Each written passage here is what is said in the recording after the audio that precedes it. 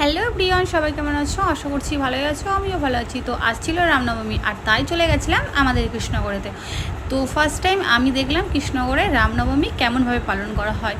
এর আগে আমি কখনো যাইনি, এটাই আমার ফার্স্ট টাইম ছিল। আর ওখানে যাওয়ার পরে আমি যেটা দেখতে পেলাম সেটা দেখে আমি তো পুরোই অবাক। আমি ভাবতেই পারিনি যে রামনবমীতে কৃষ্ণনগরের মানুষ এইভাবে রাস্তায় বেরোয়। যাই হোক, তো আমার ভীষণই ভালো লাগছিল, আর আমি তোমাদেরকে দেখাবো বলে একটু ভিডিও করে নিয়েছিলাম। আর আমি গর্বিত যে আমি হিন্দু, আর ভগবানকে অনেক অনেক ধন্যবাদ যে আমাকে হিন্দু বানিয়ে এই পৃথিবীতে পাঠিয়েছে। যাই হোক, তো তোমাদের যদি ভিডিওটা ভালো লেগে থাকে তো তোমরা একটা লাইক অবশ্যই করে দিও।